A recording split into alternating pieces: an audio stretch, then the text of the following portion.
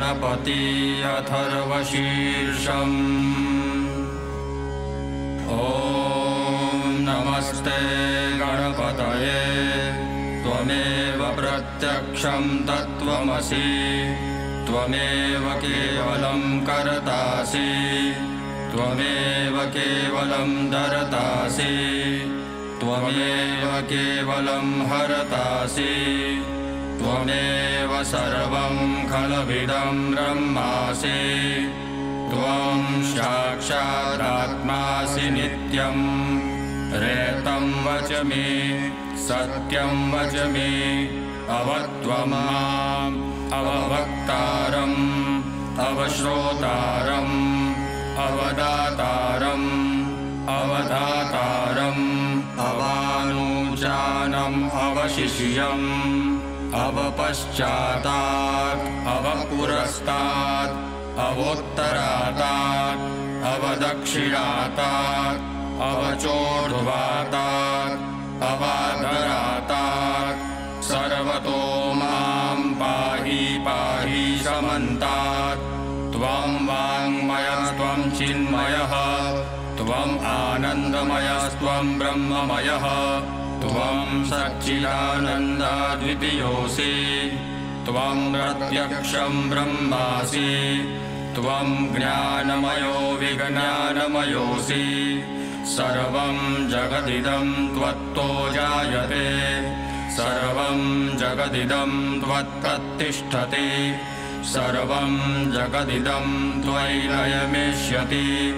सर्वं जगदिदं त्वयि प्रत्येति त्वं भूमिरापो नलो निलो नभः त्वं चत्वारि वाक्पदानि त्वं गुणत्रयातीतः त्वम् अवस्थात्रयातीतः त्वं देहत्रयातीतः त्वं कालत्रयातीतः त्वं मूलाधारस्थितोऽसि नित्यं त्वं शक्तित्रयात्मकः त्वां योगिनो ध्यायन्ति नित्यं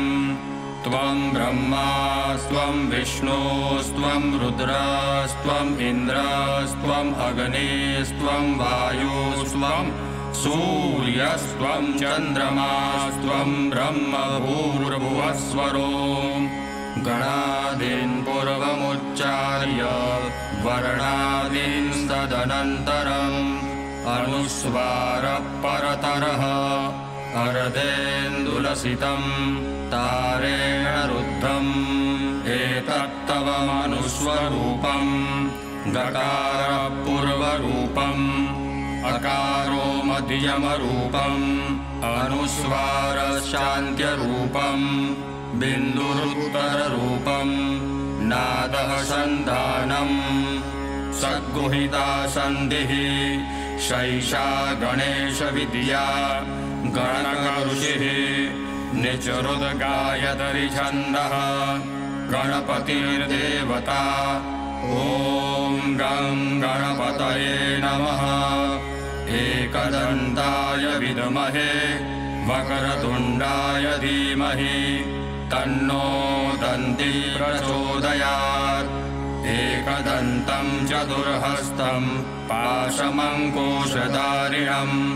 रदं च वरदं हस्तैर्बिभ्राणं मूषकध्वजं रक्तं लम्बोदरं शूर्प कर्णकं रक्तवाससं रक्तगन्धानुलिप्ताङ्गं रक्तपुष्पैः सुपूजितं भक्तानुकम्पिनं देवं जगत्कारणमच्युतम् आविर्भूतं च सृष्ट्यादौ प्रकृते पुरुषात् परम् एवं ध्यायति यो नित्यं स योगी योगिनां वरः नमो व्रातपतये नमो गणपतये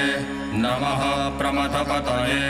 नमस्ते अस्तु लम्बोदरायैकदन्ताय विघ्ननाशिने शिवसुताय श्रीवरदमूर्तये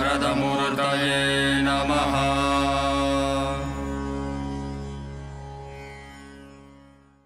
वास्तु